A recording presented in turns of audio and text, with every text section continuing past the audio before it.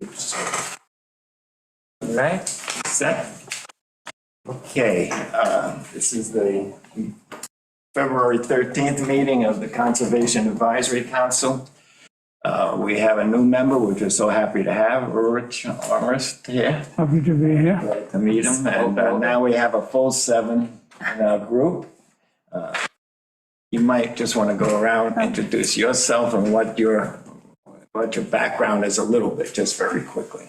Oh, okay. Well, we start with me. Yes, very fast. Roxanne DeVivier, and I retired recently from a university. I did a lot of work, though, in natural resources and ecological sciences. And so from the standpoint of marketing and promotion and just getting the word out, I think that that's what I felt I might be able to contribute to. And I'm Paulette Van Branken. I could add, excuse me, to Fair because we both have French names, but anyway. We do. Yeah. And I've been on the CAC for about 18 or 20 years, I think, or so, since I came to the island. And I have a very strong interest in the environment. I may not know a lot of things, but I try to learn as I go. And some of it's just, I think some of what we see, we know when things need to be looked after and fixed, and it's not right, whatever, with the environment. So I have a very keen interest in keeping the island or any place, it's trees and everything else, so. And she's also, I think you're still a member of the Garden Club. Well, I was a member of the Garden Club until just a few years ago, but I'm thinking of going back, so. And she's was involved in the comprehensive plan. For Oh, stuff. I forgot about She's that. plays her role. She's the best swimmer in the group, too. She's the best. Is that as well? Well, I haven't been for my winter swim yet, but I'm planning on it. I'm Howard Johansson. I'm a retired electrical engineer. I've been in business for 47 years. Traveled all over the world, South Africa, Tunisia, doing buildings in Europe. Very environmentally knowledgeable because one of the companies I worked for was Tetra Tech, which is a major water company engineer. And so I've been working because all my power lines have to go through certain areas and stuff like that. So I got to know that quite well. So We got Matt Sherman on. Is that? Yeah, he's on. Oh, he's on. Okay. All right. Anybody else? Okay. I learned something new, Howard. I'm Mark Capolino, lived on the island here for over 30 years. I worked for Cornell Crawford Extension, the Marine program. Before we moved here, a strong science background, lived in Gloucester, Massachusetts, and did well research for 10 years. Daniel Clark, I'm a local certified arborist, so I'm the tree guy of the group. Free guy. Person. Sure. Pete Larson, oh, go ahead. You're next. Figured as much. Jan was not retired yet. You're working for a insurance brokerage risk management consulting company. Our legal background. And I'm, as you mentioned, I'm interested in maintaining a very vulnerable environment. And I also thought we're now here on the island. We first moved here almost 20 years ago as full weekenders, year-round weekenders, and second year into COVID, we gave up the city apartment and now we're full-time islanders, and I figured that's a good point to start trying to get involved in the community and somehow contribute. Great, very good. I'm Pete Larson. I'm a local contractor, do sand and gravel business.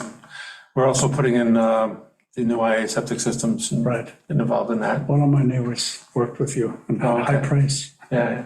Very interesting. good. Yeah. All right. Well, now we'll get started with the minutes. Before we get to order the meeting, has everybody reviewed the minutes of November 14th? By the way? I think it's accept them as they were. Yes. A long time ago, everybody. Okay, so we passed that. We should have a vote. We should have a motion to accept. Motion to accept. I make a motion to accept the minutes from November as written. A second. Second. All in favor? All in favor? Aye. Aye. Sounds like 7-0. So, okay, so we took care of review approval of CAC 2023 meeting dates. Now, those are on the site. This is the second one. The first one we got canceled because we didn't have a quorum. Everybody looked at them. They're fine with me. Coco's the one who made them up, so she made them fit in with other meetings and stuff like that. So, I mean, anybody can miss one or two anytime. Yes, if it wasn't for Kevin, we wouldn't be having this meeting. So That's right. We have to thank Thank you, Kevin. Kevin. already. thank Kevin for being here. And I was pretty adamant over the weekend when I got that cancellation that we didn't meet in November, really. We didn't have quorum. It's this January. These things are mounting up. Right. It's not, first of all, it's not fair to the committee. It's not fair to the applicants. It's not fair to all the builders, the architects, everybody else that's involved in this. To just because we don't have, the clerk situation hasn't been fully worked out yet, that's our problem. So Kevin is nice enough, I guess, to volunteer to come in and we appreciate that, but I wasn't interested in having another delay, to be honest with you, so it's pretty. Good call, Jim. Yeah. I understand you volunteered to take some I volunteered to take the. minutes. Some minutes, yeah. I appreciate that. Minutes, hours, whatever you want to give. I would volunteer to take the minutes, yes. Thank you very much. Right. So we need a motion to approve the meeting dates? Yes, we'll have a motion. Should. I'll make a motion that we approve the meeting dates as on the site. Yeah. Yep. You want us to read them off? No, I don't think it's necessary. Okay.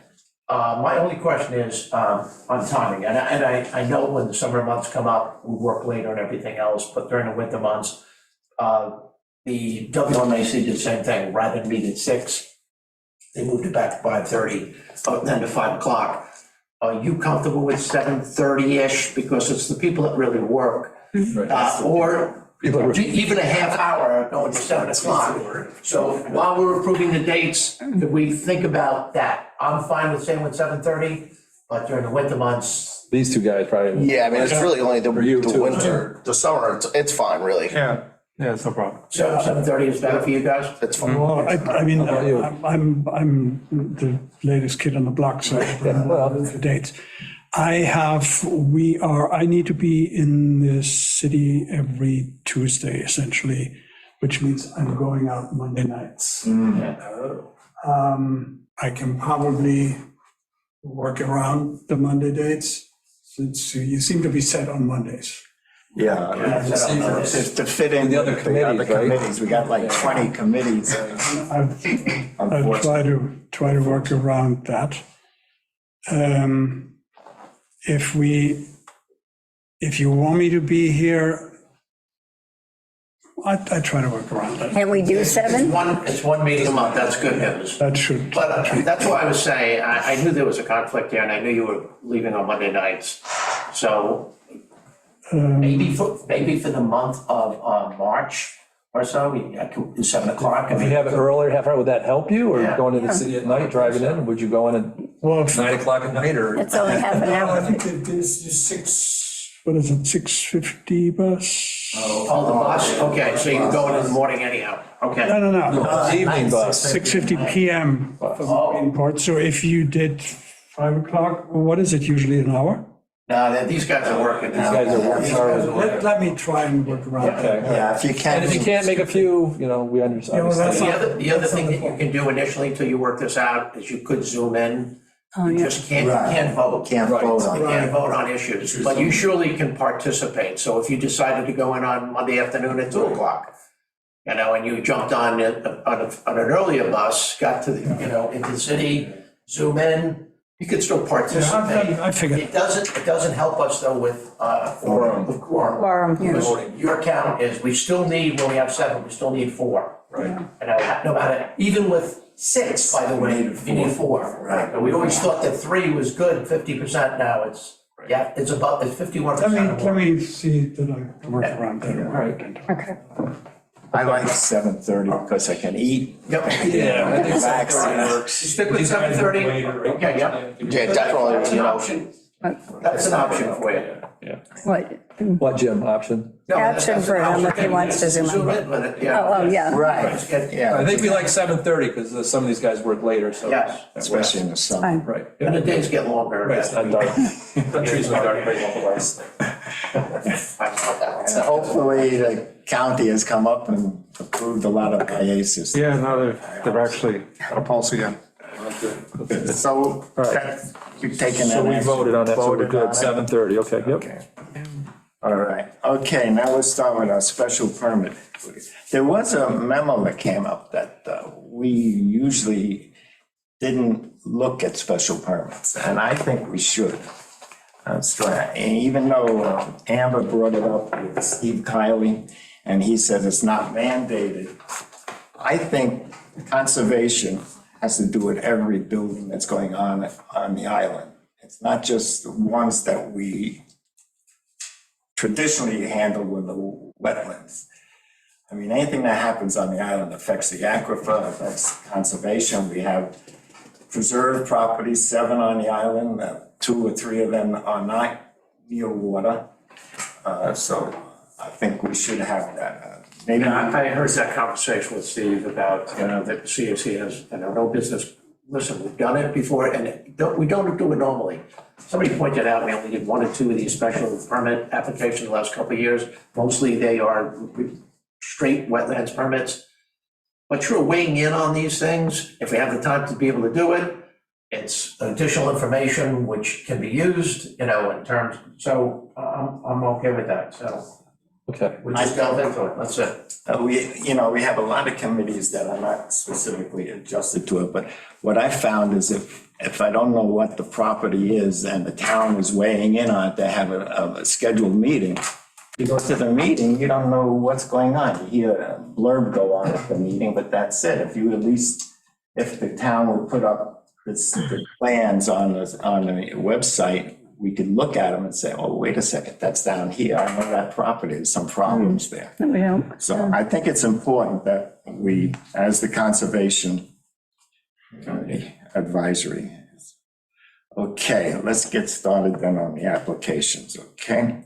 5 Winthrop Road. Now, this is one that really, this is Chris Johnson's business on Man Waring Road.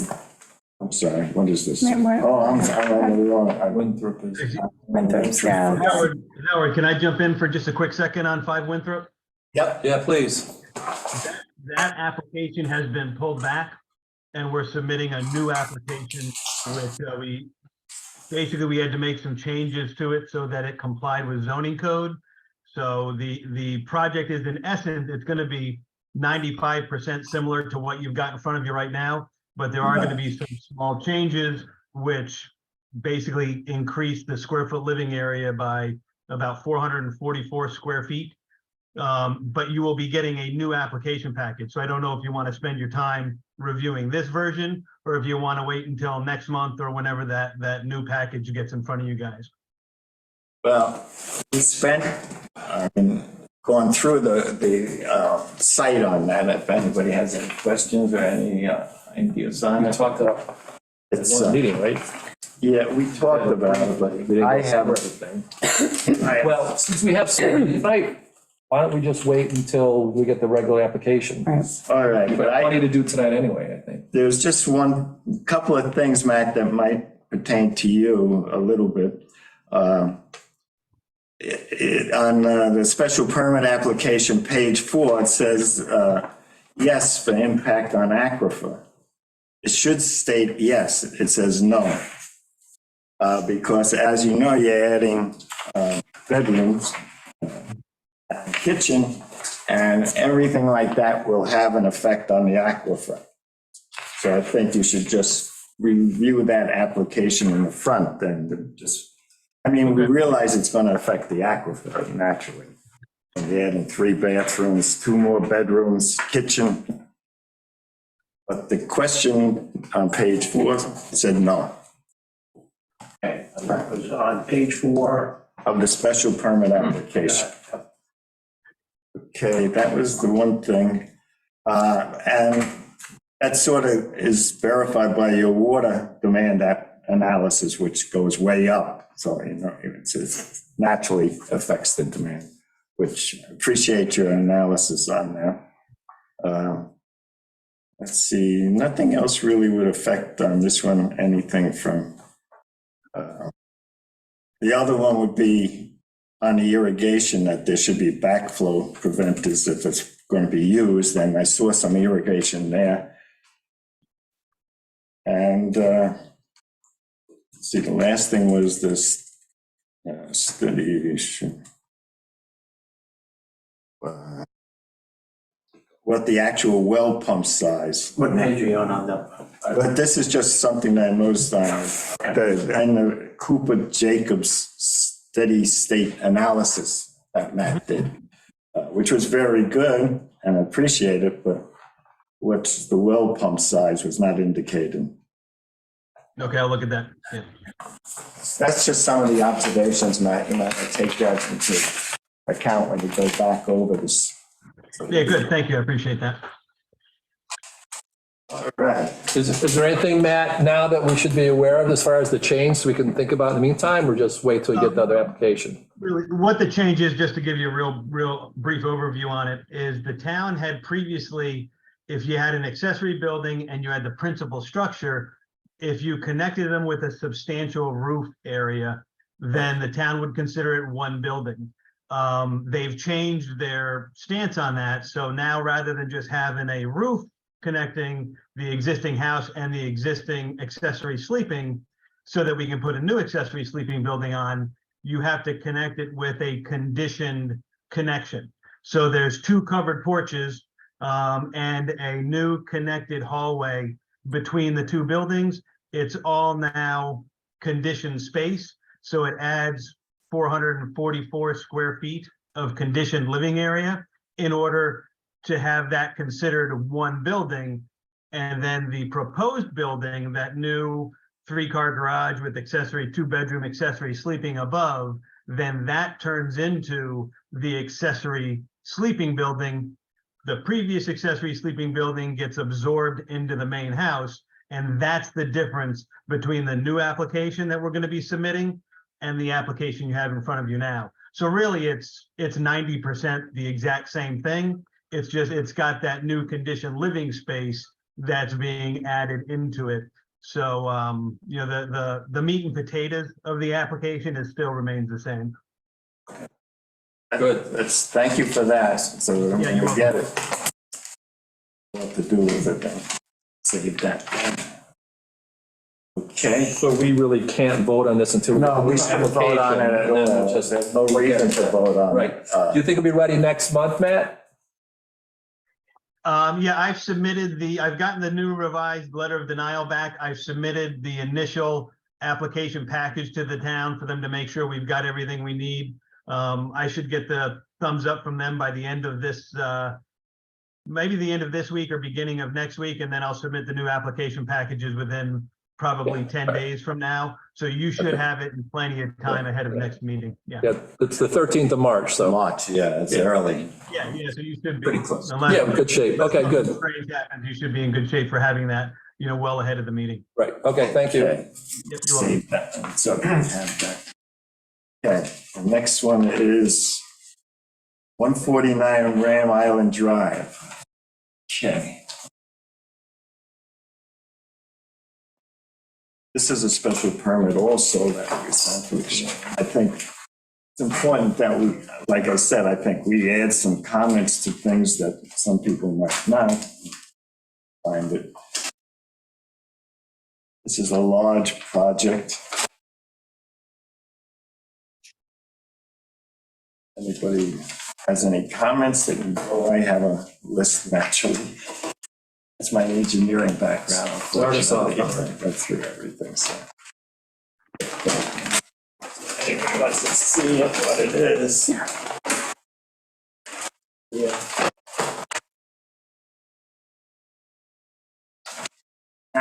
Another thing, Jim, while we're talking about this is, you know, we've asked in October that we get 7 copies of the site plan so everybody can look at it. Because you can't look at it on the computer while you're walking around to see. So far, we have not been successful on that. request that we put in last October. Hope, Jim, that you can, Yeah, it was discussed at last Tuesday's meeting, I believe, about this very thing, but so you want 7 copies of the, I think each member should get a Yeah. copy of just the site plan. That's all we need, is the site. I don't know how you could do it without it, because we've all got to see what's, We've tried. Well, the way we difficult. do it is you look on the computer and you look and you try to blow Well, up this yeah. section of it, but that's no good when you're walking around in the cold and the wet. Right, or you don't have. you need Yeah. something that's Yeah. larger to look at. Yeah. Okay, so this one was a large project. What they were doing, and this is, Paul, let you walk this one with me. oh, okay. This is the one we walked together on. Some of the items that I'll go first to see if anybody has anything. Again, it's on the written portion that we always get a problem, that you try to read through it and it's just not complete. Page 4 of the special permit application should say yes for impact on aquifer again. For some reason, they think that expansion and it has no effect on the aquifer. They're adding bedroom, 2 baths, and a wet bar. It's going to have an effect on the aquifer. And as you know, Same comment as the previous. yeah, our committee is very, Is this the interior renovation? yes, just only, you did the. Yeah, we put so a new I know the IA IA is, before the closing, which was in, gosh, I guess it was probably this fall. So, yeah. yeah, the I IA, think they're just, that's what this whole permit's for, is just to get everything squared away from what was done before. Is that what it is? They're not actually expanding the structure at all. actually, I think there was some problem with them starting work before they got the permit approved. Right. That's just what I hear. I don't know if that's approved. So anyway, that was my first comment. The second comment on page 7, item 10 should say yes. And that's, I think, was another item on the effect of it. Item 10, Item 10, and what's that title? that's what I'm looking for. I have flags now. Is it up here?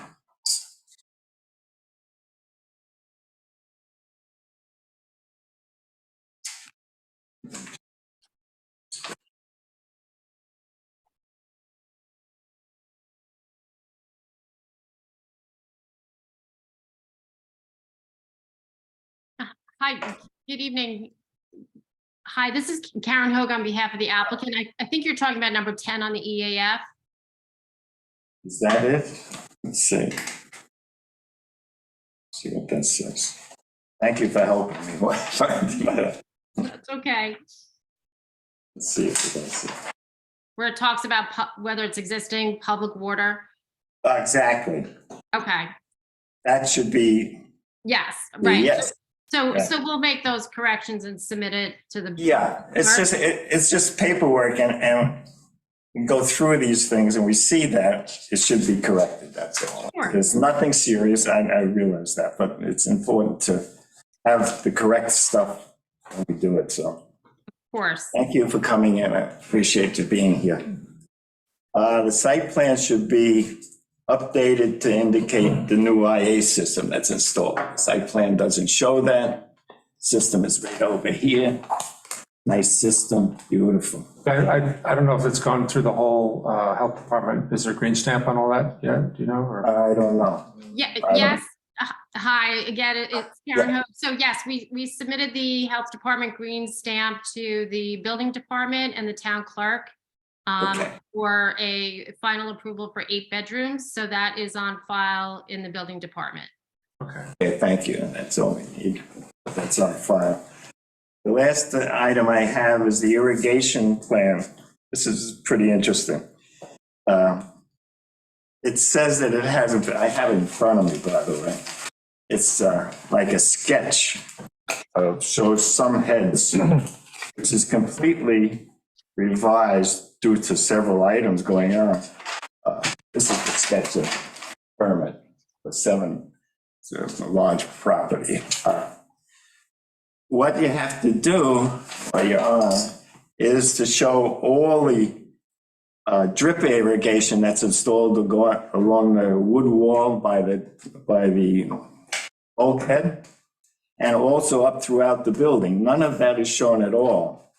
And it's all exposed now. It was in the fall when we looked at it, so it can be exposed, but it has to be covered by mulch according to the code. So that has to be done.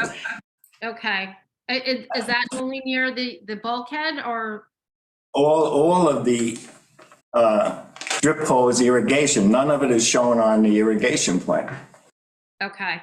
Goes up around the in-ground pool and up around the side of the house also, the trees. I think what happens is that the first plan that gets approved keeps coming back as the same, and there's been a lot of work done on this site that changes the irrigation. So it has to be done, it should be done on the latest site plan, not on the Updated, sketch. yeah. So it's updated. So you want an updated irrigation plan? Yeah, upgraded irrigation plan.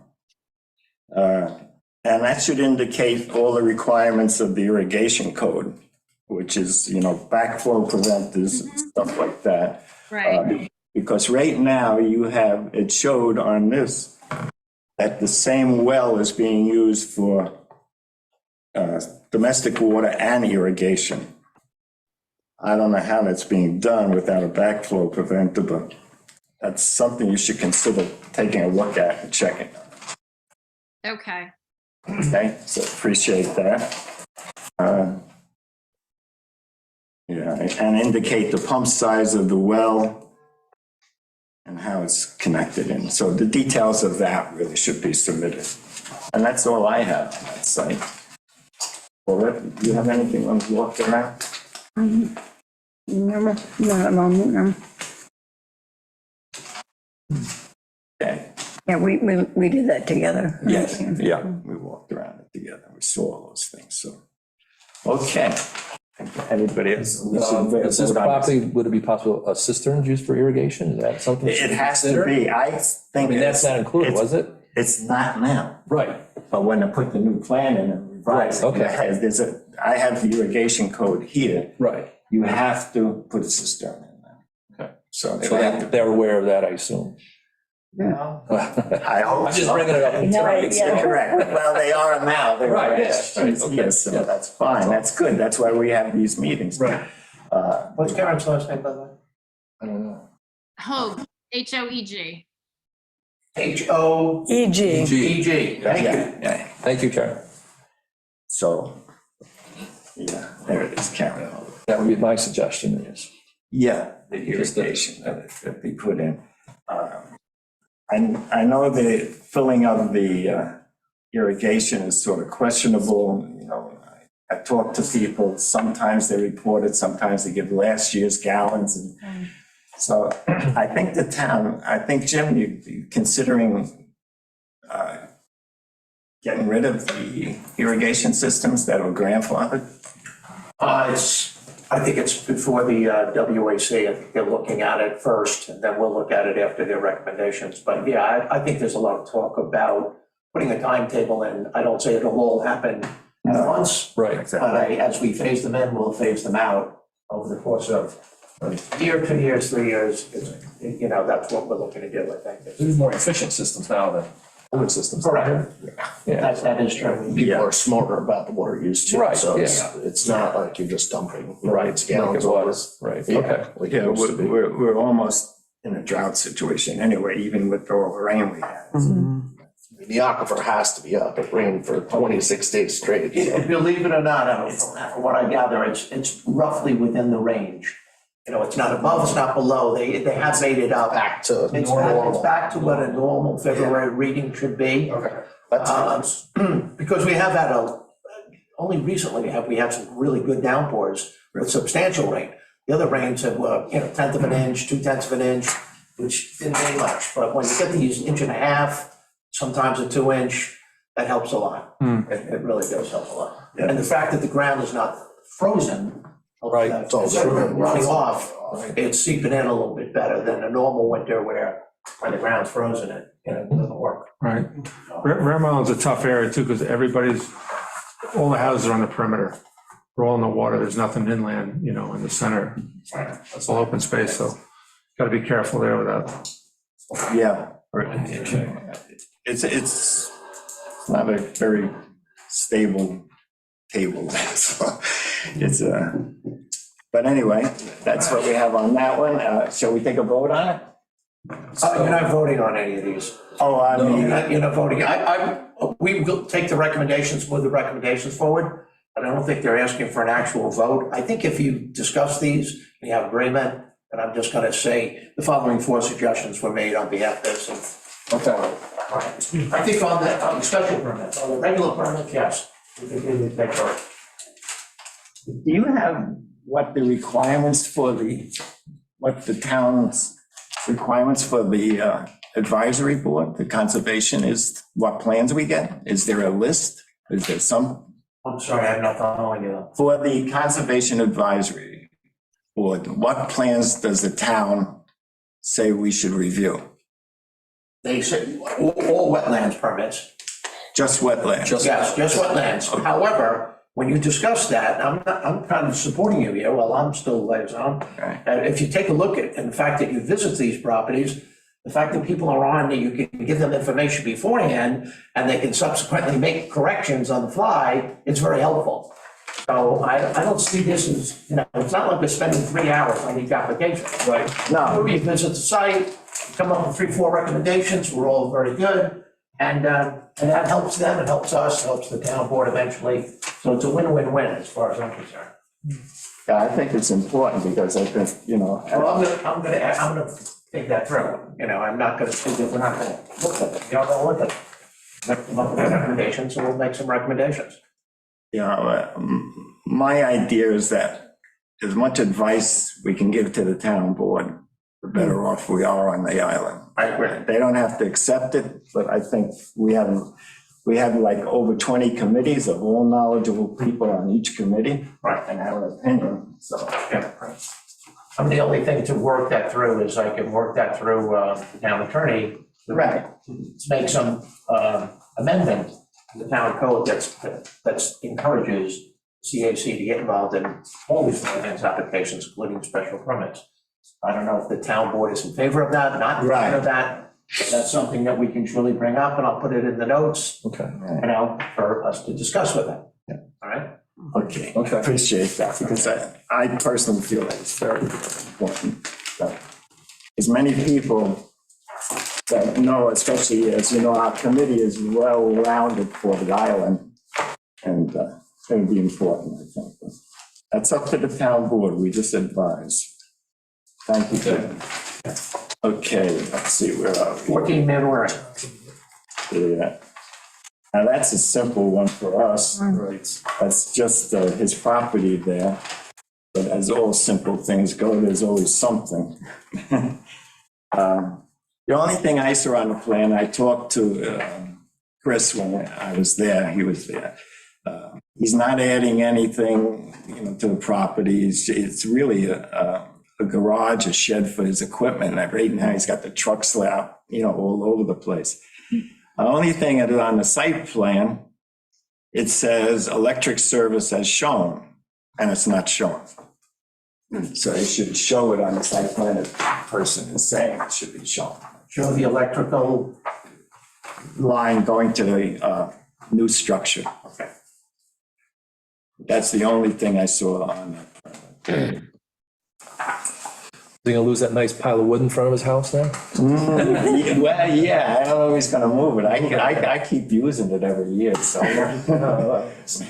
Definitely a unique pile. Yes, it is, you know. So it's a dry structure then? Yeah, he's building a structure, and his plans say, you know, he's gonna have exterior lighting on it and stuff, and it's all gonna be dark sky compliant. And I don't know if you drove up today, how many houses, including the town building, are not dark sky compliant. Right. And it's getting worse and worse. Well, I'm interested because my husband and I started that. I'm sorry to hear what you say. Yeah, but you just drive around at night, and, you know, the building department, they don't have the time to do that. Yeah. You know, Not out too much at night, but No one is enforcing that. I mean, I can sit regardless which room in our house I pick. I can read at night without putting my own lights on. That's terrible. No, I'm not kidding. Which part of the island are you on? We're on Bay Shore Drive. Okay. Well, we do have rules. I mean, we do, I know we have rules, but yeah, well, And the only way they can get enforced, you know, the building department can't, we don't have enough manpower to go around and everything. It's for us, the citizens. When you see a leaking hose, you see irrigation going on, stuff like that, it's us that has to step up and say something. Either tell the town board or the building department, please go down, check this, I see this.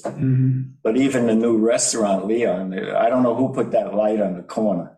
It's not style light at all. I think it might have been done by the county, though. It's a county road, so they might have put something there.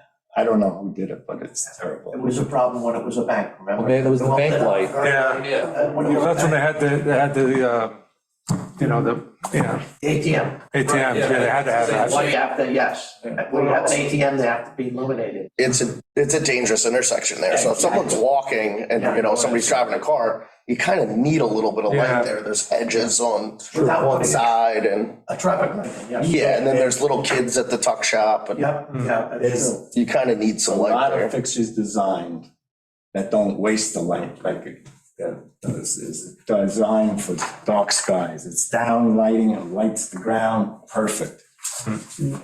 I did a lot of lighting design in my car. I did Like, if it's an issue though, with anybody, like you're a homeowner, I know you're on a committee, but you're a homeowner, so if you have a complaint about that, you could just make people aware of it. It's not urgent, but I would like somebody to come over and build a part, just take a look at it one night, just, you know, if they can, stop over, you know, and just work with me a little bit, because that should happen, it shouldn't be that bright. Yeah. Sometimes just going to the neighbor and saying, you know, that's not cool compliant lighting you have. But Yeah. you don't like to do that because you want to be kind of careful. You don't know how they react. of course, that's about everything. Or your neighbors. They're your neighbor. Yeah. I don't think you should, I mean, when the Roncora murder happened in Silver Beach, things changed. So there was never any light. It was pitch black in Silver Beach. That murder happened and lights started going on in Silver Beach. People never locked doors. They started locking doors. They started putting in outside lighting. It shook the community a little bit down there. I can tell you that. Yeah, and I appreciate that, but those lights, if I really want to murder someone, I go to that light, turn the light, murder him and put the light back on so that I don't trip on the way out. I mean, this is. Thought this through, haven't you? You might let murder mysteries. We won't put that in there. You're high on the list. Haven't cut that off the video. Okay, so I think that's quick enough on that one. That's pretty quick. Yeah. Yep. All right. Okay. 4 Gardeners Bay Drive is another one that's kind of a big one, another set of plans that. It's a really big one. But it's, you can see this thing. they get their time. All we need is survey and site plan. Yeah, check that out. Check it out. It's taking a look at it before. I think this is Tom's. Yeah, it is. Yeah, 6 acres. It's a large property, a lot of work. Once again, this But is- most of it's code compliant. Yeah, I think we're gonna have to, where did you get those? Well, he just, Coco, that's a, and the town is only restricting it for some reason. Oh. That's a huge project. So me and Mark get it because with. They're both like that. I went in there to get the press, I was carrying this from town. Got the heat on the back. right, it is, it's really difficult. It's unbelievable. Something that has to be. They try to cut back on Right, papers. so they're just gonna leave that little accessory structure We're there. working on a 6-acre site. Well, I feel it's easy. I mean, they show everything. We don't need. I mean, they have plenty of room. The septic system, the IA. That's the biggest lot down there. Which is all Yeah. very good. Where they're putting another house next to everything else. Nice work on that stuff. But when we. Let's have one person talk so I'll know what's going on. Oh, yeah. Yeah. So I was just showing them the plan. Yeah, okay. You want to go first? Go ahead. So we Yeah, okay. I can go through it. as we go into the group here. This is, first thing was the Again, application page 4D states that no impact on aquifer. However, the water demand analysis indicates 19.5 gallons per minute increase. So to me, that means the analysis shows there's more water. It should be a yes, there is an impact on the aquifer. The second thing is there's no vegetation plan. Right. Which is, now, unfortunately. Howard, can I jump in on that one real quick? Yep. There's 2 vegetation plans that are submitted with the application package that you've got. Where are they? The first large sheet is the survey. The second large sheet should be the SWIP plan that was prepared by Delandro Andrews. Right, that's for sediment control. And the next 2 sheets are the landscape plans from Hollander Design. And Ed Hollander and Justin Willard from Hollander Design are on tonight if you have any questions on that. But yeah, you've got 2 separate landscape plans in that package. This is the layout, you're talking about L1? Let me get to the thing. Yeah, L 1.0 and L 2.0. Yes, exactly. There's not much information on this. There's a lot of, it's a nice plan showing trees and stuff, doesn't tell you the types of trees. I don't think. Shows the roadways. This is all they're showing. There's, There's nothing in here. I didn't see anything that gave the Species or anything. species of anything or the plantings around, the spacing of the plantings. Yes. Yeah, but they're gonna have plants all over the place. Right. And the town, the building department would have nothing to look at. So, what do you think, Matt? Did I miss Page, are we looking at for these? The fourth one in? something? L1, that's. Does this one have more deal? We have plan from this one? This is more Hollander. It's a 3rd page. This is just, it's listed grading and drainage. Says- It's not vegetation.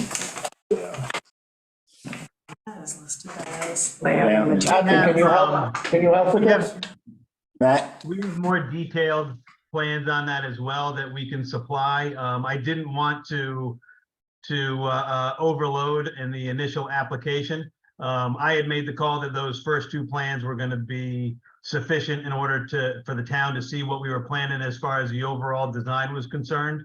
But we certainly have more detailed plans that I can submit along to, as we're coming into the being heard at the hearing, we can certainly do that. Matt, can I add a few words? Yes, absolutely. I'm more than willing. This is Ed Hollander with Hollander Design. Yes, sir. Good evening. I must admit, it was a pleasure listening to all of you describe your backgrounds and how you came to join the committee. It was very interesting and amusing as well. And I appreciate the work that all of you guys do, giving up your evenings to come in and do things like this. My background obviously is, in the same field, and I'm a member of a lot of different boards, as well as having taught at the University of Pennsylvania and City College of New York, and have a great respect for the natural environment of Long Island. I have had a house in Sag Harbor for 30 years and understand how sensitive, all of the natural resources that make this area so wonderful is. One of the things with this project is that one of the directives from our client, and that we have worked very hard to do, is to basically try to preserve every healthy tree on the property that exists today, and to add to that, so that the result of this plan will be a net benefit in terms of environmental quality, in terms of vegetation, in terms of water recharge. We've tried to add buffers at the edge of the bay. We're adding significant plantings. We're reducing amount of turf area and changing that back over to meadow. I think that all the things you as a board have been speaking to have been the guiding principles for us in developing the plan for this property. Appreciate that. And saving all the trees we can is very important, but we really don't see what type of trees are they. They might be invasive. They might be non-native. Well, a lot of the trees that are on the site right now are Zelkovas. I mean, there are a significant number of non-native trees that are still, 30, 36-inch caliper. There's some very sizable trees. And primarily there's several large Zelkovas. There's some tulips. There are non-native as well as native trees. Since this property has been horticulturally maintained for, I don't know how many decades, we are leaving the existing tennis court in its current location. We are leaving the existing swimming pool in its location, so that we're trying to minimize both the removal of any trees, but also to minimize the disturbance of ground plane, since all of that takes time to revegetate and make healthy again. So we've tried to minimize the landscape structures and any regrading. All of the trees that are there, we're doing no regrading within the root system of the canopies that are there. I forget the guy who said he was the tree guy on the board, but I know he will appreciate Mr. Clark, Mr. I do appreciate that, actually. That is very important. Right. And when you've got great trees like this, I've spent part of my career trying to educate architects that you can't put buildings right next to tree trunks, and that, yes, those big trees do need all those roots. So we're trying to be very sensitive to not do any grading within the drip zones of these existing trees that are there, and saving all of the major trees, whether they're native or not. They've been there for decades and decades and decades. And I think add to the character of the property, as well as the entire ecosystem of the property. All those things you said are very, very important, Edmund.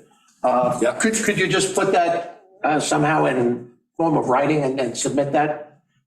I took the notes down you just mentioned, but anything. We can do, we'll do whatever, Matt, you tell us what you need, and Yeah, if you work through Matt's been through this before. Matt, if you can, quantify everything that was just said here and.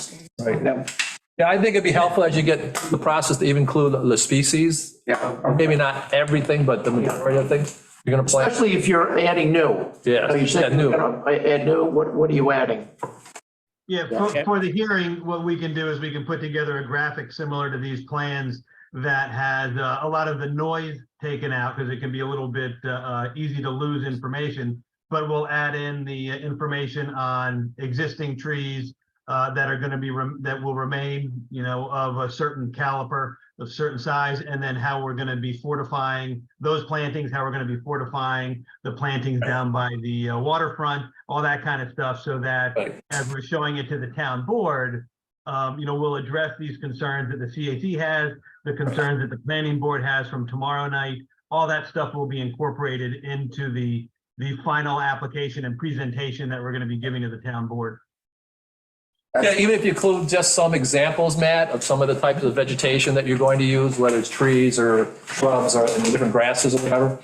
Absolutely, yeah. Okay, thank you. Thank you, that's very helpful. That's good. That sounds good to me. So on this one, I have, The other helpful thing, by the way, is having them present for these meetings. Oh, for sure. The Zoom is so helpful. When you can improve communication directly at these meetings, oh yeah, and saves time, it saves a lot of stuff. Right. Heartache, so Petter, I got a question. continue to encourage people to attend them. I have a question for you, Petter. On the application, says they're installing new IA systems. Does that mean there's going to be two or Yeah, one? Several of them on. Okay. They don't have a health department thing yet, I guess, probably. No, but they have the IA system. Are they planned. integrated or are they totally separate? If I could jump in on that one as well, we've got 3 separate IA systems that are being proposed here. One of them is necessary as an IA system. That's the one for the main house. The health department would allow us to do a conventional septic system for the 2-bedroom guest house, which is basically there to support the swimming pool. And then the third IA system is for a bathroom in a garage utility barn that's going to be used for the convenience of the workers on site. Town code requires that to be an IA system. Health department code says it can be a conventional septic, but we're having to go to the 3 separate IA systems because of the way the town code is set up for any new building with, basically living space in it, which that, the obviously the house and the pool house are living space, but that conditioned living space in that barn area is part of what adds to the total that brings us to have a special permit application, but also is what requires that to be an IA system as well. So there are 3 separate systems that integrate in any way. There's 3 completely separate systems and they're on 3 different parts of the property. Right, yep, okay, just want to double check, thanks. The only other thing I had was submit a new irrigation plan. I imagine they're gonna irrigate this property. Is that correct, Mr. Hollander? I've got to talk with Matt about that. Obviously, the less irrigation we use, the better. A lot has to do with timing. If we can get things planted in the fall season when we get rains, and then hopefully have another winter like this where the temperature only goes below 40 degrees twice in the entire winter. Yeah, right. We'll get together with Matt on that. Okay, I appreciate that. Thank you very much for your assistance on this project. Okay, now, got that done. That was pretty good. That's very helpful. Last one is our 104 South Ferry Road. This is a wetlands application, which is, I guess, what the town thinks is our forte. But whatever. Anyway, let's see what we got. It's the one I had. Here it is. There you go. Bush. Okay. This one.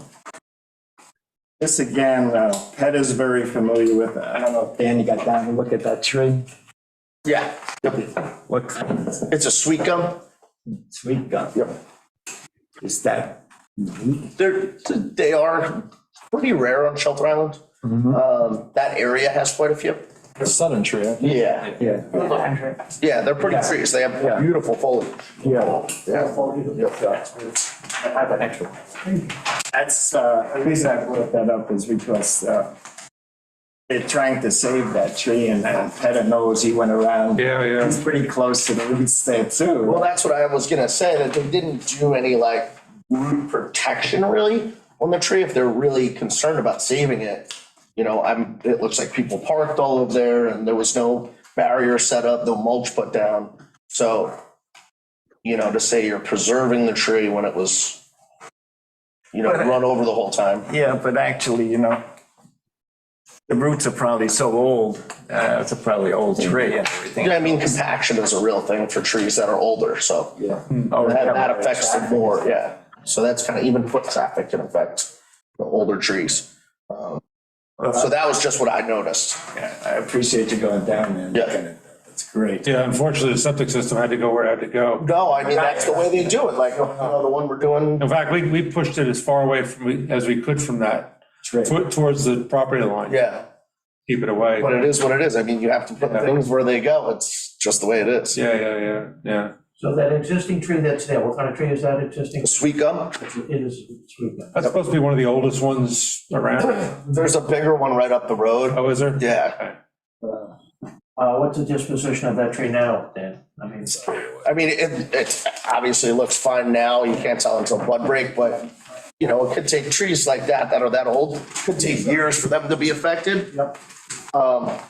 It could take 10 years, who knows, but. Just out of curiosity, once you compact soil like that on round roots, is there a technique to undo that? Yeah, there actually is. It's called air spading. Yeah. So that is a thing that you could do. You could recommend that, but Yeah. if they want that tree to survive. You walk around with golf cleats, right? Yeah. Deep golf. Yeah, What do they call that thing now? it's called air spading. Air spading. Yeah. No, it's basically like an air gun that fluffs the roots, so you can go down to, 2 or 3 feet, however deep the compaction goes, and then remulch around that. And I mean, they do actually, when they dig bigger trees, they do that and then fold the roots up and move them. If you move very, very large trees, you know, something like a 20, 30-inch caliber. Yeah, like the one that, the two that he dragged on, you know, what's his name, Michael Gaynor, those trees, falls on those trees are the size of this room. I mean, they'd be They're humongous. still cutting a lot of roots, and when you do the air spade, you can actually pull all the roots out of the ground, fold them up and move the tree. It's just a lot more work. 2 or 3 years later, still healthy. Yeah, Yeah, they look we like- did it at the right time of year. yeah. That was the ones on Little Ram? No, those is on, Cobbins. you know, Cobbins. At his, and he dragged us with 4 tractors, moving them across. I watched it being done. Right. I was amazed. phenomenal. Absolutely amazed. That really is. Yeah. Wow, Large trees. it's great. The other things I had on this one was identified a non-turf buffer zone and layout of plantings. They call for it on vegetation plan, but there's no way you would know, is this plant 10 feet on center, 5 feet on center? So, We can do that. you know, Matt said he could do it. Matt, okay. Peter Reich was there, so he was describing it to me, so it's pretty good. And then there's, That was the layout of the plants and what was the second thing? the layout of the plants is where the shrubs are and stuff like that. And also, you know, the spacing of them. So somebody can go from the building department and say, oh yeah, okay, they put the proper vegetation plan in, that's approved or that's reviewed, let's say. And there's no indicating the planting for the adjacent area vegetation. It just says it's area vegetation, nothing special said there. So what you need is a more detailed vegetation plan for this project. Yeah, I'll do that. I'll put together a list of the recommended species, and we're starting to talk with some landscape designers on this. So we'll get their input as far as good native, you know, area appropriate species and the spacing and the application rate and all that kind of stuff. So we'll put all that together. Yeah, use a non-invasive, that's on the CAC Right. yeah. website, where you can anyway. Yeah. Which Oh, yeah, we're- absolutely. That we've got that. We've also got a list from the DEC for Good. you know, basically the same thing. There's a whole lot of overlap, obviously, between the two lists. So those are the those two sources that we go to. Very good. Thank you, Matt. Okay. Okay, now, the existing buffer screening there, one tree died already at the end, so what is that? What type of trees were they? I don't know. It's not listed on it. That's part of that vegetation to take care of, so. The last thing, there's been a lot, well, not the last, the next to last is there's been a lot of work done on the site there, grading and regrading because of the flooding in the basement and stuff like that. So I think it should be submit a final grading plan, so we know exactly what's going to be there. And the last thing, just my observation to try to save some of the roots, was to rotate the pool so the shallow end is closer to the tree that we're trying to save the roots from. Instead of digging down 11 feet or so to put in a pool, maybe you only have to go down 4 feet at the shallow end. Well, that doesn't really make a difference for trees like that, though, because most of the root system's on the surface. Yeah. Where are they? At the So, surface? yeah, it's within the top 6 inches. So grading is. But it's still, you know, if they put the shallow, they're still gonna have to cut the roots, yeah. At the top? Yeah, they're still gonna have to Okay, cut the good. roots, so. That's great, okay. So we scratched the last one. Keep the pool as it is. I'm sure that'll make the owner very happy. Yeah, right. Because it's kind of awkward to switch the pool away from the house. That was generally the way, so. And that was it. Now, this one we have to vote on. That pond, it was dug that for the horses. That was. Right. Yeah, it's a man-made, that's why I was. Man-made. It says it's a man-made pond. Is that a Yeah. DEC wetlands? No, No, it's not a DEC, but it's our wetlands, though, it's because it's attached to the aquifer. The aquifer, it's part of the aquifer, really. But it's not a DEC No. considered wetland, then why do we even have to look at it? I mean, even I to mean, town, technically, they could fill it in, right? that's yeah. Could, but I think they're using that also for fire protection. Yeah, no, I'm just saying that if it's not a DEC Right, wetland, it's they could not- actually yeah. fill it in. It could, but I don't Yeah. think they want to. What, you want to say something, Matt? Yeah, this pond is not connected to the aquifer. It dries up. If you Right. get an Oh, extended that's period vernal. of no rain, this thing dries up. And so it's not connected to the aquifer the way most of the other ponds on the island are. The DEC, they regulate the wetlands that's to the west. That's a Right. DEC Right. regulated wetland, but this one is not. When this subdivision was first created, one of the conditions on the subdivision was that pond would be maintained for the fire department and fire access. I can't imagine a scenario where a fire chief is going to go out there expecting to find water in that pond and use it. But that being said, it's still a condition of what that subdivision was originally approved for. Because of that, the previous owner, the current owner, any future owners have to maintain that pond in a way to the best of their abilities to keep water in it. So, God forbid they need to get fire department access to it, there is something there for the fire department to access. That's the reason why we keep that alleyway coming in to the south of no vegetation, just turf grass or, low-lying vegetation, so the fire department can have clear and ready access to that pond. No, I'm just a little confused because it's not DEC why we're even looking at it. That's what it is. The town code I know. doesn't differentiate between natural wetlands and man-made Which- wetlands. I know, which is interesting. Yeah. Which is interesting, that's all I'm saying. Yeah, and I actually had Sean Barron go out there and just double check that there was wetlands vegetation around it when it was bone dry. And he said there is some, and I didn't get the species from him, but there is some stuff along the outer rim of where Okay. that is shown to say that, yeah, you could make the argument that this is something that should be regulated by the town based on the way the town code is written right now. Okay, all right, thanks. Interesting. That's good, okay, so. All I had. That's all I had. Anybody else have anything else additional? Take a vote on that? Sure. Okay, Need a motion? Motion to accept the 1, 2, 3, 4 recommendations, not counting the pool. correct, Motion. okay. Need a I guess we second? just need a second Oh, I'll second. and a vote, okay. We're- I approve. Recommend- Favor, yes. Recommendation. Recommendations, yep, okay, good. All right. The vote was 7-0. Yes. Yes. Okay, so we got that. Very good. All right, Now, we got some good information. Good. Thank you very much. yeah, thank you, Matt. Thank you. Thank you. Pat, thank you as always. Dan has provided a new list of the invasive species. I think we should try to incorporate that into the list that we have already. Yeah, I gave Coco my copy. Right. And my email's been down for a little while, so I haven't gotten back and forth with her, but Yeah. she does have a few things that I added that I've noticed around.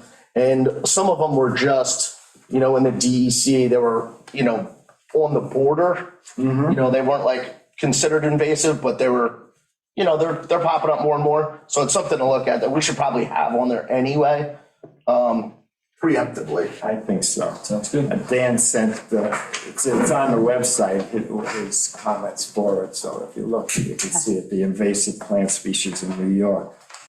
There's only a thing that I was thinking about was, what do we do about native plants? I mean, we could have native plants that are invasive, right? I mean, we don't want that, but. Yeah, but a lot of this stuff is just things people are planting and they're just popping up more and more, so they're not considered, zoned here. But the climate is changing, obviously, things are different, Things are gonna be so everything's growing differently, So it's hard to really pin that down, but. I think we should go with yours and edit the one that's on the, I think there's a couple things on there that should just be put on there, so. I got a list off the internet of all the native Long Island plants, and basically these are on it, but there's a lot more. And, what is native and not native, I don't know. I mean, at this point, it's almost I impossible know. to really say. It keeps changing. Yeah. It's 3 or 4 pages long. Yep. And I think we just deal with what you have. Yeah. It's good enough. Yeah, I mean, I Can you reviewed, post that, just make sure you give it to somebody post on the website? yeah, Coco's got it. She's got my copy. Yeah, I have a copy here too, if she doesn't, but, yeah, she's got my copy. so that was very good. Thank you, Dan, for doing that. Absolutely. Okay, next. Howard, just a question on that. As important as that is, do we think that exclusively posting it on the website is sufficient to get it out to people in the community? I just was thinking about wondering how many people would ever go to the town website to see if they could find something like that, yet we want everybody to know this. So I was just wondering. Article number 2 is. I mean, we want to do. It's article number 2, so you put down article number 1, which is. Yes. Well, it's a perfect lead in for you. You know, Well, mission of the CAC and Right. what we're trying to do. Article number 2, which could be a couple weeks, Do a it. couple months down the road. Right. Like quarterly kind of goals that I think we were gonna. right, yes, I had a So list.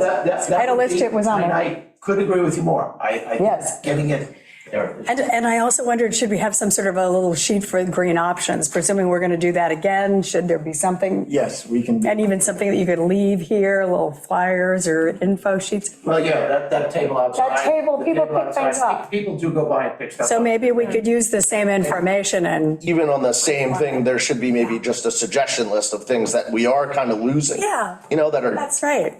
not as prevalent as they used to be. Right. You could add your landscape just to, for the birds and Right. for the environment, just like to, Great. just have like a yes and a no. Pollinators. Yeah, exactly, for the bees and Pollinators. everything like that. Yep. Yes. I was a health teacher, I taught that person. So Roxanne, you want to work on that? Sure, absolutely, yeah. No, I think Just reach out to me, we can definitely. Okay, yeah, we'll put something together that looks good and get it out there. Okay. On those same lines, Jim, when a person applies for a wetlands permit or building permit, and they work through a builder and then they do a landscape plan, does a town send them anything with native plants? So when they come up with a plan, they would have some ideas? Is that something to consider? It would be something that we should consider. Yes. Also deer resistant stuff too. Right, yeah, shoot. Our deer eat things that other deer don't. That's I don't think there's anything here. Holly. Well, to be honest, if the winters continue like they are, Yeah. they don't do Yeah, the nearly grass the is damage. fine. Yeah. Because they have access to the grass. Yeah, they're out there grazing all the time. They are. I mean, many times there's a building addition or new, there's some landscaping done after. So if they have native plant list, that may be helpful in their plans. I think so. Yeah. We had non-invasive in the CAC, but that should be given to them. I'm talking to the contractors or the Right. builders or the landscapers or whatever. I mean, some are aware of them, some may not be, I don't know. Right. I thought your article was very good. The only thing I saw is that it's on the first Monday, and I said, we see on the Monday, see the calendar. Because it's not always the first. Didn't I say that? Didn't I change that for? 'cause I don't have the. I did, I was after the last meeting, I made a modification, I sent it to Coco, and then, so I altered that, because you're right, you said that, and that was a good point. Otherwise, I Yeah, think it's good. So, yes, so what happens to it next? I thought that I remember having heard something about a town attorney and looking, is that right? No, I don't think, I'm not. It's a reporter? You need legal review on that, I or? don't think you need legal review on that. If Coco looks it over, we see no problem. Coco I would looks- ship it to the two co-chair people. All right. Have them proofread it, just to look at it. Yeah. If they say it's okay, send it to. Send it to the reporter, Send it to reporter. yes, Mr. okay. Clancy, you. They'll rewrite it anyway. It's fine with me. If it's done correctly, They'll put a title on it. Yeah. by the way, you knocked it out of the park. I don't often write to the reporter on anything because of the great job that he did with Christine Lewis. If you read that online, Yeah. piece that he did on Christine Lewis, it was phenomenal. For anybody that happened, and I know some of you were probably there on Saturday, on a scale of 1 to 10 on funerals and services, that was like an 11. Yes. That was an amazing, the speakers, one was better than the next. It was picture perfect, perfect day, perfect lady. And Sure. she was a big loss, and we lost two Yes. phenomenal women, and also Colette Rowe, by the way. who is also a big advocate and very giving person for money. And I know with Michelle, she did, I mean, she was in her 70s, late 70s when she was doing work on shellfish and all that kind of stuff. She was quite a lady. Took two icons that we really lost there last week.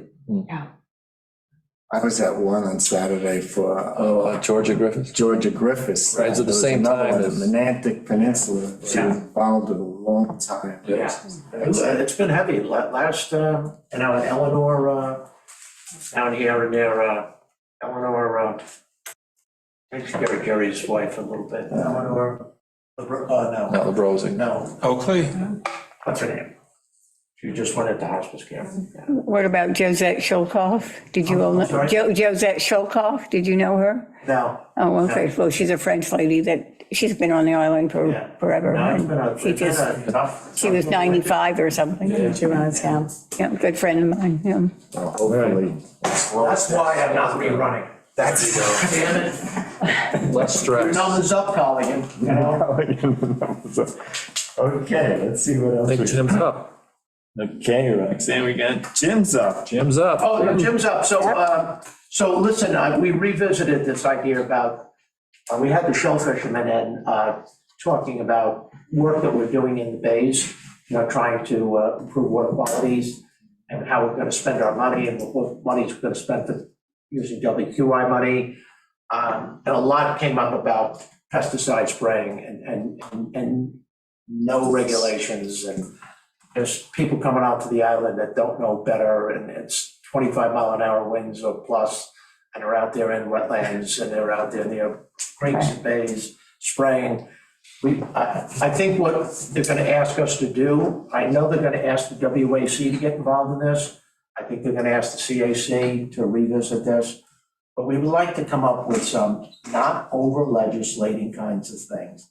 Simple, good practices where, particularly worried about off-island people that come onto this island. There is no regulation, there's no guidelines. They spray before a heavy rain, they spray on windy days. Some of the products that they're spraying, we really should have a handle on what's approved and what's not approved. So I just think we really need to revisit that. I will tell you, we're making good progress on Fresh Pond. The Fresh Pond, I think we are going to be able to fund. And I think in a matter of the coming months, we're going to see that project start to reach its design phase and get moving on design. But we have a way of cleaning up Fresh Pond. It's going to take the better part of 8 to 10 years. But that pond is going to become, it's the largest freshwater body on the island. And I think we're going to be able to clean that sucker right up, and that's going to be a tremendous help. In terms of the municipal wastewater, the school was about to run on us. My wife was coming home, Jim, you better get Joe Flora in here. They're panicking about this, and it just goes to show you that big money talks. And the people that are fighting the municipal wastewater plant, are they really fighting it because of that, or they're really fighting it because of the housing issue? I mean, I don't want to, it's our guess on the town board that a lot of this money that's being taken out to take full-page ads in the Reporter and make headlines is designed for one thing and one thing only. Those kinds of people can go live in Riverhaven, but they can't live on our island. I think it has very little to do with the wastewater. However, I will tell you that I'm kind of excited about that, the idea of putting in this municipal wastewater plant.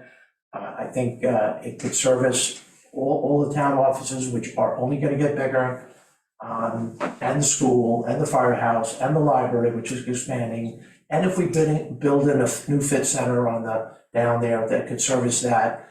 The other thing is, that could be phase one of a project. To me, I mean, I won't be on the town board anymore, but I'd fight like hell for it. Phase two for me would be get that material, rather than put it in the ground, is bring it over to Gardner's Bay.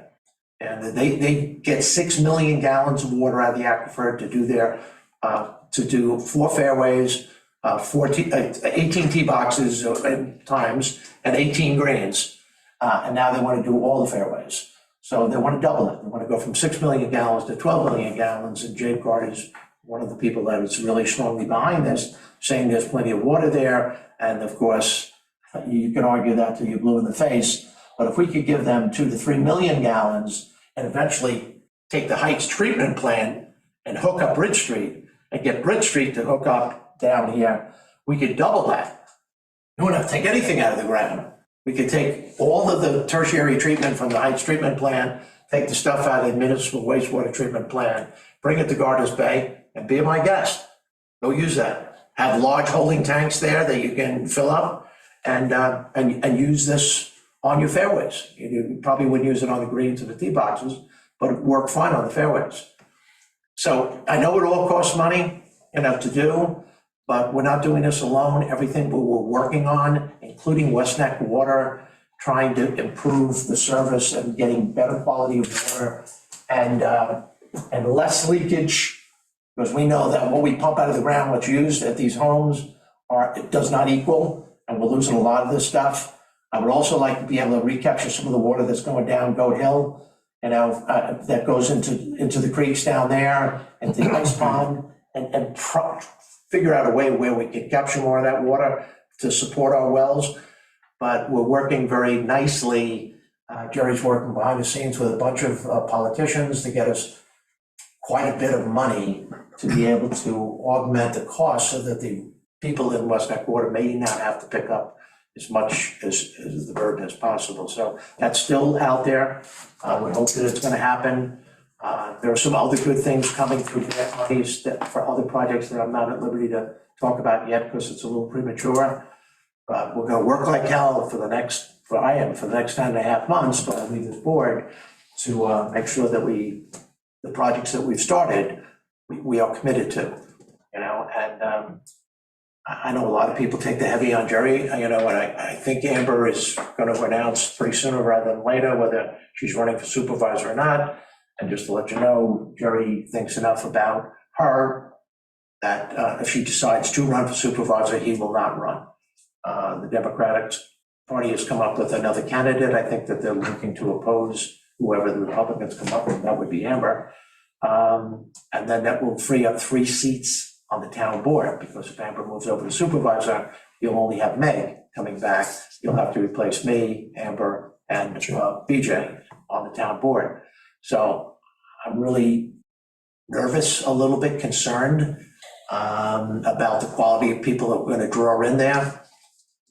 And I never talked about this while I was on the board, but I really think if you're going to make this job attractive and make offices in here that your council people come in during the day and work together on not just meetings, right, but make it more of a team. Yeah. team type of effort and job, because you have, not just the town, 10 committees, 10 committees that meet every month or twice a month that you have to work on those projects as well.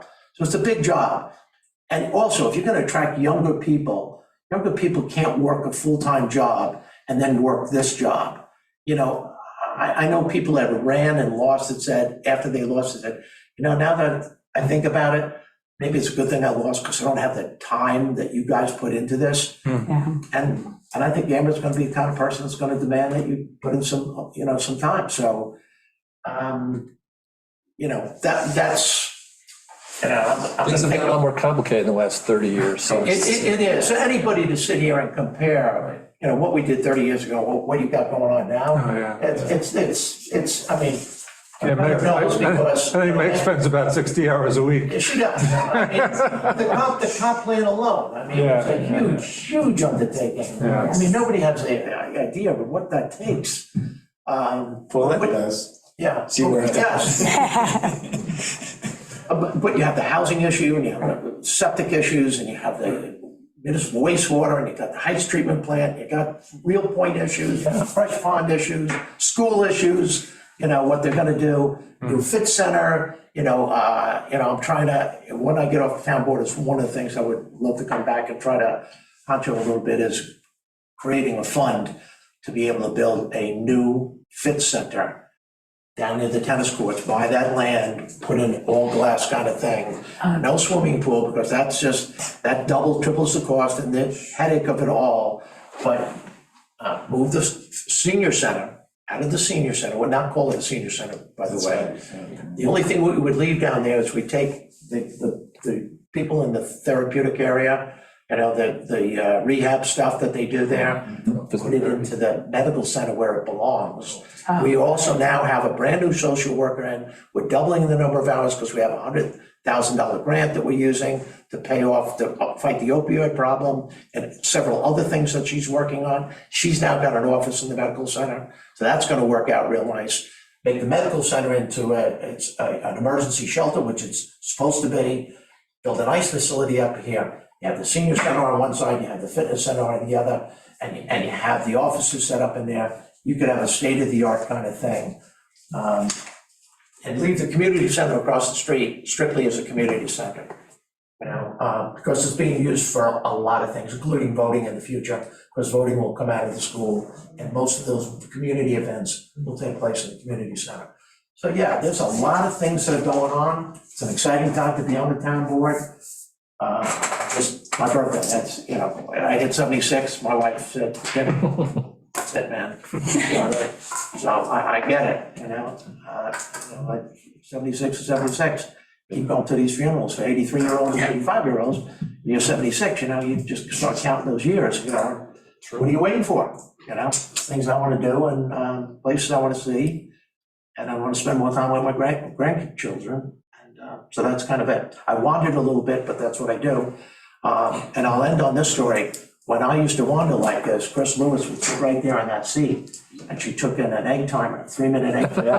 Every time Colligan started going off in the thing, she flipped the egg timer. When the scene ran through, after 3 minutes, she'd go, Jim. You're done. Why did we get away from that? Hey, right there. All right, good. So that's kind of the state of the water situation, but there's a lot of good things going on, and obviously having this committee here and you know, doing what you guys do, this town would never exist without volunteers. And we're 100 strong, we're recruiting new people all the time into committees, so I want to thank you very, very much for, you know, deciding to serve the town a little bit. But there's 100 people out there like it that are starting to apply for these positions. Even with the WMAC, I got people my age. I mean, you don't turn over the WMAC in 1 year. Right. You have to phase it in. So I'm trying to talk to the chair people about, as you get older, maybe you want to think about replacing personnel every couple of years. So there's a normal transition. So the committees continue to function at a decent level. Right. Sounds good. I'd just like to add to that Lisa Shore is, BJ sent us an email. Lisa Shore we should meet with her on pesticides and fertilizers. So by the next meeting, let's decide who to help her out. Not help her out, join her and add new ideas. Yeah. Okay. So just think about that. Yeah, if we don't have a real heavy agenda, I mean, Lisa Shore is what a workhorse she is. I know. There's another person that, about West Neck Water, she ran that place. The other thing they ought to look at is really how effective is all this tick spraying really on ticks? Yeah, I agree with I you. mean, it's probably mostly BS. You know? I think you're right. I think It kills, anything that can kill a tick will kill everything else. You know what you'd find, honestly, own personal spray and wearing long pants and blousing and spraying before, you know, the night before. Because, you know, Don and I are in the woods all the time with cameras, so we're getting ticks. But the mass spraying of that stuff. Yeah. I just don't. Yeah, it kills everything. You know? It does. But you know, the turkeys are doing a number on it, the quail are gonna do a number on it, the Yeah. quail are doing good this Yeah, year. yeah. Just let that happen, you So do know? we have any new quail reports, or we get a new delivery? Well, hopefully we've got enough right now for another 1,000, but we're gonna wait until everything pops in the spring. Yeah. And then put that in, so. And they're still around. Yeah, I see the little People are cubbies. seeing them, so Just don't it's wait working. Don't wait too close to that high season with the cars, because they need weeks to acclimate. Yeah, no, and Especially a lot of dead ones in the street. We're actually planning on maybe just like a little hardening period. Yeah. Where they have some time outside in certain areas on the island and then releasing them. You know, a couple people have just a quick pop-up, like to keep the hawks off of them for a little while and then they'll learn. Good idea. You know, and that's, a couple people suggested that have done this before. Right. Multiple times, and that's probably what we're gonna do with the next round. Did you, Those red-tailed hawks are hanging out right near I mean, they love them, it's like candy. West Neck, your thing, and at Brandestine's, they're there every day. Yeah. Two of them, or, you know, I think- Case loses, Becky loses chickens. Yep. She's lost 7 chickens Yeah. since December 1st. see, I'm down to one. I got one smart chicken, little smart chicken. He'll duck right into the cars. There you go. But the quail, did you lose like 10% at the beginning of the whole thing, you think, or what? It was probably more like 25. I would say more. Yeah, it was probably more like 25 right in the beginning, and they were pullets, so Yeah. they're not really hardened smart birds. So Right. the ones that have lived now are very smart, Yeah. cagey, but I see them at dusk. yeah, that's the Come thing. out and There's you this- won't even see them, and all of a sudden you see a little movement. You think, oh, there's one, and next there's 15. Where do you see them? Up at the pit. At the pit? Yeah, they roam around, yeah. And gravel. Yeah, no, they roll on the edges of the dump and, you know, Yeah. Sure, that's great. but they're doing good. Yeah, that is All great. righty. All right. We're ready to go? Well, there's only Think one so. more thing What do you got, that we Howard? discussed. The next meeting, we're gonna have 2 wetland applications. It's McCann at, I think it's 12 Westmoreland. And Keller at 56A Cartwright Road. And there's also a special permit for Liberty Lawn Care. So Yeah, that's that's gonna be a Walter. fast one though. I mean, That's again, Walters, right? That's Walter Richards. Right. Yeah, I was wondering if, we're gonna do those next time, though. Next time. Yeah, since we received them, I got them now. Yeah. So everybody just keep that in mind. All right. You know, I think the pesticide thing, if you had to have a Shelter Island town permit to be a pesticide applicator, I mean, even if, Yeah, I think so. just at least know who the heck is there, you Exactly. know? Right. I don't know, I need but, a motion to Keep it adjourn. simple. Yeah. yeah. Yeah, I make a motion, we adjourn. I second it. In favor. Very nice.